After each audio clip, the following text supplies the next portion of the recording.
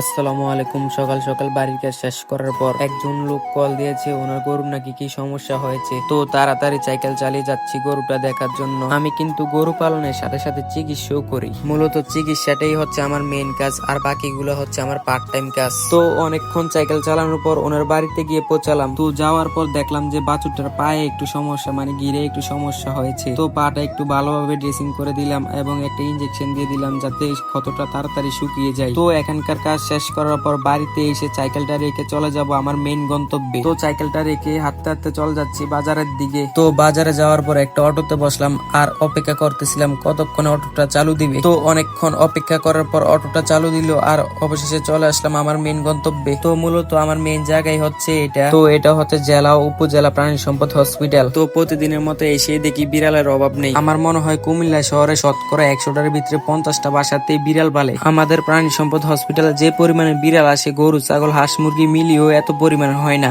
তো আমি এইদিকে থার্মোমিটার দিয়ে একটা গরুর তাপমাত্রা মাপতেছিলাম জ্বর আছে কিনা। তো তাপমাত্রা মাপার পর দেখলাম যে গরুটার জ্বর নেই। মূলত গরুটার সমস্যা হচ্ছে পেটে ব্যথা, আর এই পেটে ব্যথার লক্ষণ হলো ঘন ঘন পা ঝারকানো। তো ভিডিওতে দেখতে পাচ্ছেন আমি একটা কাঁচের টুকরাতে গোবর করতেছি। তো গোবরটা কাঁচের টুকরাতে এরকম করার কারণ হচ্ছে গোবরটা আমরা অনুবীক্ষণ যন্ত্র দিয়ে পরীক্ষা করব। মূলত অনুবীক্ষণ যন্ত্র দিয়ে গোবরটা দেখার কারণ হচ্ছে গোবরে কোনো কৃমি আছে কিনা বা গরুর পেটে কোনো কৃমি আছে কিনা। তো আমি এখানকার কাজ শেষ করার পর চলে গেলাম একজনের বাড়িতে। মূলত আমি এখানে আসলাম, উনি একটা বিড়াল পালে। তো বিড়ালটার জ্বর হওয়ার কারণে উনি বিড়ালটাকে মানুষের প্যারাসিটামল খাওয়াইছিল। মূলত বিড়ালের জন্য মানুষের প্যারাসিটামল হচ্ছে এক প্রকার বিষ, আর মানুষের অন্যান্য ওষুধগুলো বিড়ালের জন্য ঠিক আছে। তো বিড়ালটাকে ইনজেকশন দেওয়ার পর চলে আসলাম এক কাকার ভেটেরিনারি দোকানে। তো কাকা আমাকে সকল কাজে হেল্প করে বা কোনো সমস্যা হলে হেল্প করে। আর উনি ইনকিউবেটরের মাধ্যমে কিছু ব্রাহ্মার বাচ্চা ফুটিয়েছিল, তো আমাকে দেখাচ্ছিল। তো ওনার সাথে অনেকক্ষণ দেখার পর চলে আসলাম বাড়িতে এবং কিছুক্ষণ রেস্ট নেওয়ার পর চলে গেলাম ঘাস কাটতে। তো যেটা করি আর না করি, নিয়মিত প্রতিদিন ঘাস কাটা লাগে, কারণ আমাদের খড়টর একেবারে কমে গেছে।